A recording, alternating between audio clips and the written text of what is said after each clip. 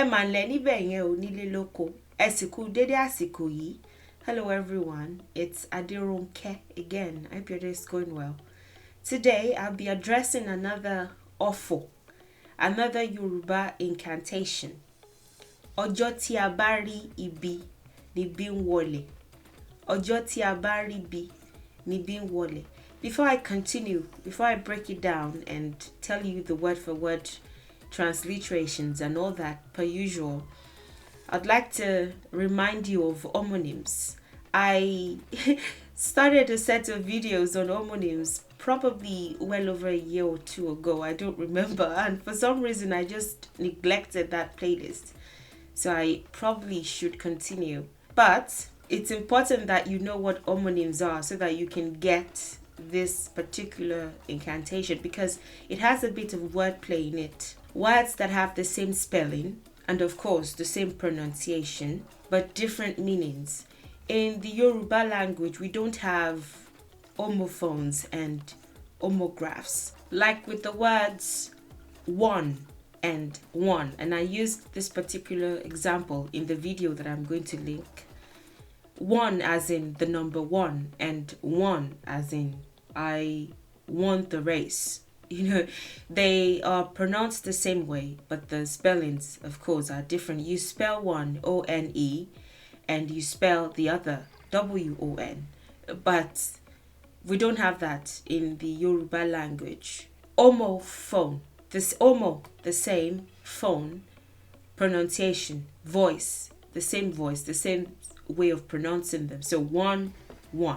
We don't have homographs either. We have semi-homographs in which certain words would have the same base letters but different tone marks. We have semi-homographs, but we don't have homographs. Homographs being words that you spell the same way but don't necessarily pronounce the same way. An example being content and content. C-O-N-T-E-N-T, but of course you don't pronounce them the same way. Homograph, the same. Homo, the same. Graph, writing. Graph, write. Sketch, right? The same way of writing them, but different pronunciations. Content is I'm fine, I'm satisfied, I don't need anything else, I'm good. Content is something that is contained in something, like something that is in a container, or what I'm doing now, the content I'm making, the product I'm making, the resource that I'm making available so you can see. In the Yoruba language, we don't have either of those two. This level of English is a little bit more advanced. It's, I think, in the university level that they really cover homonyms and homographs and homophones, and especially if you're an English major student and you take courses in semantics and linguistics and things like that, things like this would interest you. But anyway, just to let you know that we don't have those, I will link that video. I've covered everything and I give examples so you see. Words that have the same spelling and pronunciation but different meanings. An example of such words is ibi in the Yoruba language. You spell them the same way, tone marks and all, if applicable. Not applicable here because there are no tone marks. You spell them the same way.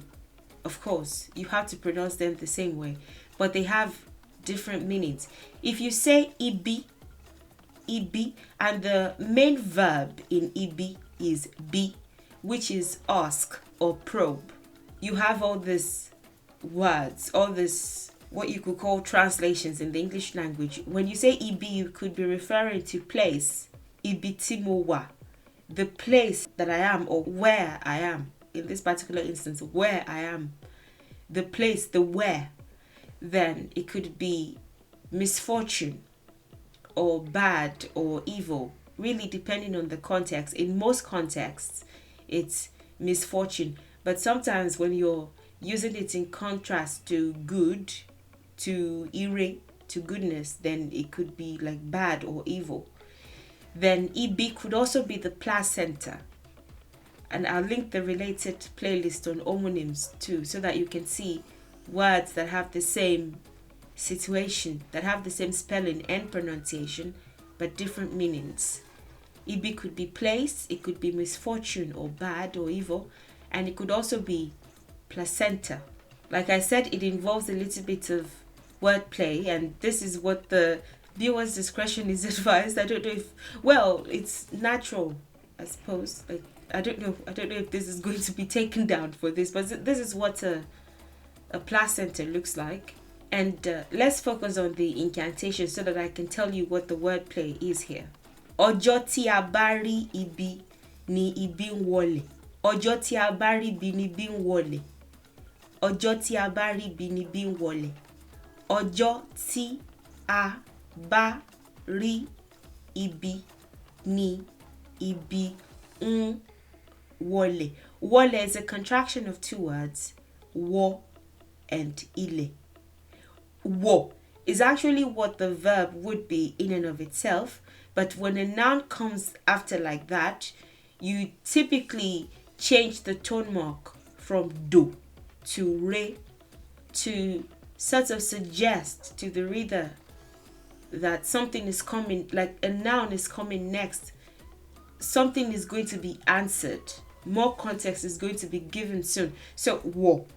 But if you want to put a noun after to say you're entering something, the ground in this case, wo ile, you change the tone mark from do, from wo, to wo re, wo ile. Like in a second, we're going to tell you where that thing is entering. It's just really nice for the way that we speak and also the way that we read. Wo, something is coming next that will provide more context, an answer regarding where that something is entering. Wo is to enter, so that's why tone marks would change. But that would be for a different video. I'll break it down in a video. I keep promising, but I won't forget. Trust me, I have a style. Ojo is day, and of course you can break it down even further and say jo, but I don't like to do that in videos like this because they make them exceptionally long. I used to do it, but it just takes time. I would prefer to break ojo down separately. But if you're looking for a one-word equivalent of ojo, it's day. Ojo, day. Ti, that's an equivalent somehow. Ti, that, for translation purposes. That. A, we. Ba is like if or may. There's no perfect equivalent for it in the English language. So let's just say may, because I think that's the closest that the language has to it. Ri is see. Ibi, in this context, is placenta. Placenta, and this is where the wordplay is. Ibi, placenta. Ni is or is when or is what or is or are would be like sufficient, but sometimes for translation purposes you also have to include something else. Is when in this particular case. Ibi, placenta. Wo. Is how we know that a sentence is in the present form, present tense, or present continuous tense. Suggests that something is happening or something happens. Wo is to enter. Wo enters. Ile, the ground. The ground, the earth, the ground. Like, the ground. Suggests that if this wasn't here, this then it would probably be entered. In a different context, this would also be wo, entering. Mu wo ile, I'm entering the house, something like that. Or mu wo asho, but that would be, see, homonyms again. Wo could be enter, but it could also be to wear. So if you want to say I'm wearing my clothes, mo wo asho mi, or I'm wearing clothes, mo wo asho, it's still wo, but then it changes if you're going to introduce a noun after. So asho, cloth, mo wo asho, I'm wearing a cloth. You're giving more context regarding what you're wearing. So wo. See, that's another homonym. Wo could either be enter or where. Wo entering or enters, in this case, ile, the ground. When you put this transliteration together, this is what you get. The day that we may see placenta is when placenta enters the ground. The day that we may see placenta is when placenta enters the ground. So you have to translate that. Because in English, it sounds really dumbed down. So you have to translate it to what sounds reasonable or intelligent in the English language. Same thing if we were to take this sentence, for instance, and transliterate it word for word to Yoruba, it probably wouldn't make sense in Yoruba. It would sound so silly. So apart from transliteration, translation is also important. Needless to say, I think, of course, everybody knows translation is important, but I also like to transliterate so that you can see. But this is what the translation looks like. The day that we see placenta is when it enters the ground. This is the translation of that incantation. Ọjọ́ tí a bá rí ibi ni ibi ń wọlé. Ọjọ́ tí a bá rí ibi ni ibi ń wọlé. Ọjọ́ tí a bá rí ibi ni ibi ń wọlé. Ọjọ́ tí a bá rí ibi ni ibi ń wọlé. The day that we see placenta is when it enters the ground. Typically, when a child is birthed in the Yoruba culture, the midwives or whoever, the doctors in modern times, would give the placenta to the father, and the father would bury it. We typically bury the placenta on the same day that the child is birthed or the very next day. The very next day being, let's say the child was birthed at 10 p.m. and it just doesn't make sense to go digging at 10 p.m. You can wait till the next day, then you bury it the next day, probably at dawn or something. You don't leave it lying around. So the rationale behind that is for post-birth nourishment. You give the fetus this source of nourishment because that was how the baby was nourished in the womb. Through this was like the pipe, the feeding straw, so to say, to the baby's navel. You give that back to the earth for post-birth nourishment. You give that back to the earth for post-birth. So you know how the earth is the source of food. Back then, the food that we had, that there was, I guess, more consciousness that we are really dependent on the earth for our survival. So I think that was why there was a lot of respect for Mother Earth too. I think now when you can walk into a store and pick a can of beans and spaghetti and whatever, the consciousness that this has to have come from somewhere in the ground is no longer there. It just feels like, okay, I think the average child might even think perhaps somehow magically everything just appears in the supermarket and they just go to pick it up. Like that's the Mother Earth. That's where everything comes from. That's the average child. The average Pekin, as we say in Nigerian Pidgin English. I think that's picnic in Jamaican Creole or something. I don't know. The average Pekin in Europe or North America would think that back in the day, there was a lot more consciousness that this is what is sustaining you, the soil. So there was lots of respect for it and for Mother Earth. The food that the mother, the pregnant woman eats comes from here. She eats, she's nourished, the baby in her womb. She has to eat good for the baby to also be properly nourished. Or she has to eat as well as she can. Anyway, she gives birth, you give the placenta back to Mother Earth so that this baby will continually be nourished. That's the rationale behind it. Right now, I think there's a campaign of sorts that pregnant women should no longer take their placenta home or have it buried, that it can be used for stem cell research or something regarding. Needless to say, that has not been successful. And they don't get paid for it. I don't think there are any plans to pay those women for it. It's just like, give us your placenta, donate it to us, and forget about what is done to it next. Obviously, obviously, the average Yoruba person will say no, because it's just so weird to a lot of people. Like, what do you mean, donate? I don't know how it's done in North America. I should probably Google that. I don't know if the hospital forces you to leave it behind, or I don't know. Now I'm interested in knowing, but this is how we do it in the Yoruba culture. And there are even more things that can be said. This is like as basic as I can get. There are some children that are abiku, and it's a thing. They are souls that don't necessarily want to stay on earth.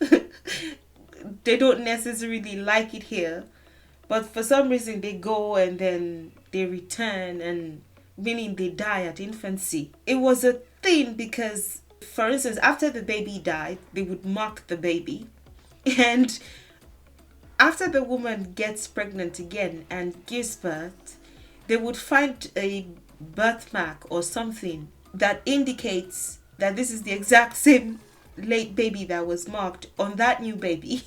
So if they give the baby something on the cheek, let's say a mark on the dead baby, a mark on the cheek, the new baby that will be birthed with a birthmark there or a scar there or something. It was a bit weird, even for back in the day standards. So they had to develop a whole like theory around it. But those kinds of babies, anyway, you don't tell them where their placenta is buried. Actually, the average child doesn't ask, because I guess the average child couldn't care less. but yeah, those babies sometimes would ask, like, where's my placenta? Because they also believe that putting that in the ground, putting the placenta in the ground, would also like ground the soul a little bit. When it's buried on the ground, it would make it a little bit easier for them to recognize that they're on earth and sort of adjust to the climate, so to speak, adjust to being in a human body. You know, the soul is probably not used to it, but of course you need the body to actually be relevant here. So you have to have a body. They don't like that. I guess such babies didn't like having their because they didn't like that. They didn't want to be grounded in any way, shape or form. They wanted to go back. So it's a whole thing. It's a whole thing. It's not for this video, but yeah, the purpose of burying it anyways for post-birth nourishment. And this is where the wordplay is. The day that we see placenta is when it enters the ground, is when it is buried. Some people would plant it beside a family tree. Let's say there's a particular Iroko tree that has been there for a decade or more. They will plant it just right beside that tree. Again, just as a way of honoring the ones that existed before, but also Mother Earth, but also the new child that has joined that family tree. It's a whole thing. But some people would just pick a good spot in their backyard or something. Like, it doesn't really matter as long as it's, well, maybe it matters because you don't want to bury it in a disrespectful place, but in a good place, particularly a place that thrives. Different families, different. That's the thing about the Yoruba culture. It's not a monolith. Like, it's different. Before, we were all collectively Yoruba people. We just went by the names of our own communities. So there are some policies or theories that, despite the fact that we're all Yoruba people, we may not always agree to the detail, to the detail of how to do things. Different families, different customs too. Like, even if they are from the same community, a family may have a separate way of doing their own thing. So it's all really interesting. This is where the wordplay is. The day that we see placenta is when it is buried. The day that we see misfortune or evil is when it enters the ground, when it is laid to rest, when it is aborted. So the ibi here, placenta, is replaced with ibi as in misfortune. That's the wordplay. In the plain sentence, it's really, there's nothing deep about it. It's just the culture. The day that we see the placenta is when we bury it, is when it enters the ground. But the wordplay is with that EB being replaced with misfortune when you use this as an incantation. Because it's not a thing in the English language, it may take you a second to understand. Well, it's a thing because that's why wordplay exists, right? There are puns in the English language too. So yeah, I suppose it's a thing. It's a thing. It's definitely a thing, actually. What was I thinking? The day that we see misfortune is when it enters the ground. So you're essentially saying, because the placenta is buried the same day that it is seen, the same day that it comes out of the mother, this misfortune or this evil will be aborted this very day. So something happens and it's just not something that you're used to, and you're saying a positive wish, you're praying, if you will, you're proclaiming goodness. If you're trying to refute that, like, this has never happened to me before, what the actual hell is going on, you would use this as a point of reference and say, because the placenta is buried the same day that it is seen, this very misfortune or evil will be aborted this very day. This has to be the end of it. I don't want any more of this in my life or in my generation, or depending on what it is, really. This is the plain explanation.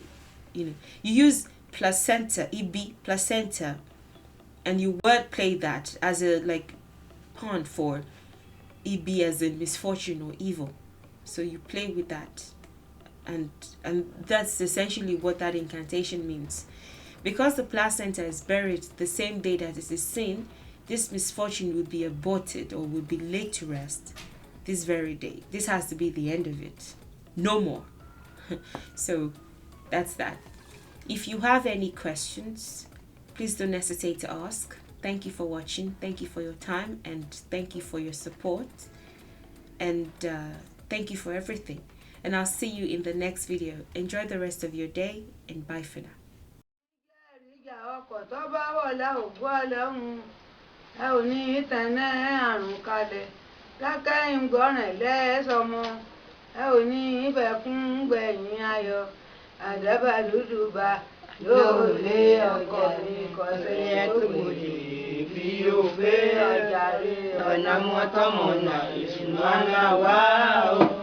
Ọ̀nà mọ́tọ́mọ́nà ìsúnmọ́nà wá o, onílé ríta èṣù ó gbé wá o, nílé mi lóko èṣù ó gbé wá o, ẹlẹ́gbàá májèǹkà sọ̀rẹ́ sọ̀tá o, ọkọ mi májèsùn òtí ó pé o. Ọ̀dàrẹ́ gbẹ̀dẹ́ nírọ̀kòkò lágbára láyọ̀rọ̀ wá.